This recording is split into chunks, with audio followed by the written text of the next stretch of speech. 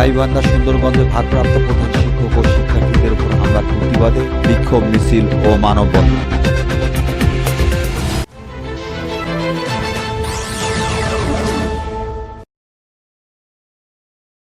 আসসালামু আলাইকুম।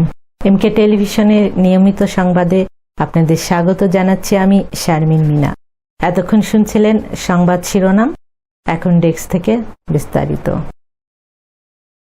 28 সেপ্টেম্বর রবিবার গাইবান্ধা জেলার সুন্দরগঞ্জ উপজেলার বাজারপাড়া উচ্চ বিদ্যালয়ের ভারপ্রাপ্ত প্রধান শিক্ষক আবু রায়হান ও অষ্টম শ্রেণীর শিক্ষার্থী শামীম সহ কয়েকজন শিক্ষার্থীর উপর হামলার প্রতিবাদে বিক্ষোভ মিছিল ও মানববন্ধন অনুষ্ঠিত হয়। আব্দুর রশিদ ও মোনারুল মাস্টার সহ তাদের বহিরাগত বাহিনীর হামলার প্রতিবাদে এই বিক্ষোভ মিছিল ও প্রতিবাদ মানববন্ধন করেছেন। রবিবার সকালে শিক্ষার্থীদের আয়োজনে বিদ্যালয় প্রাঙ্গণে ও গাইবান্ধা সুন্দরগঞ্জ সড়কে প্রায় 2 কিলোমিটার এলাকায় শিক্ষার্থীরা বিক্ষোভ মিছিল করেন।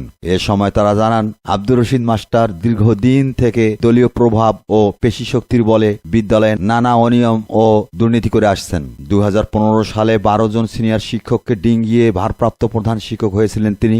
সম্প্রতি অনিয়মের কারণে প্রধান শিক্ষক তাকে সাময়িক বরখাস্ত করেছিলেন। গেল 25 সেপ্টেম্বর বর্তমান ভারপ্রাপ্ত প্রধান শিক্ষকের ওপর বহিরাগতদের নিয়ে হামলার চালায় তিনি। এ ঘটনার প্রতিবাদ করায় পরের দিন বিদ্যালয়ের অষ্টম শ্রেণীর ছাত্র শামীম সহ কয়েকজন শিক্ষার্থীর উপর বহিরাগতদের দিয়ে হামলা চালান অভিযুক্ত আব্দুর রশিদ মাস্টার। হামলার শিকার রায়হান মাস্টার ও শিক্ষার্থী শামীম বর্তমানে সুন্দরবন স্বাস্থ্য কমপ্লেক্সে চিকিৎসাধীন রয়েছেন। আব্দুর রশিদ মাস্টারের পদত্যাগ ও শিক্ষার্থীদের উপর হামলাকারীদের দ্রুত শাস্তির দাবি করেন উপস্থিত সকলেই।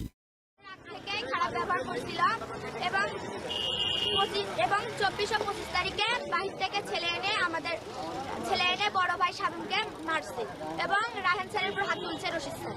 টেবিলে দিয়ে মারধর করেছে, সে এখন হাসপাতালে। তিনি রায়হান স্যারের উপরে অনেক মারধর করেছে, যার কারণে তিনিও এখন হাসপাতালে রয়েছে। রশিদ স্যার মোটামুটি ছাত্রদের ওয়াহিদুল ইসলাম, নিউজ ডেস্ক, এমকে টেলিভিশন। শেষ করছি এমকে টেলিভিশনের নিয়মিত সংবাদ। এতক্ষণ সাথে থাকার জন্য সবাইকে ধন্যবাদ।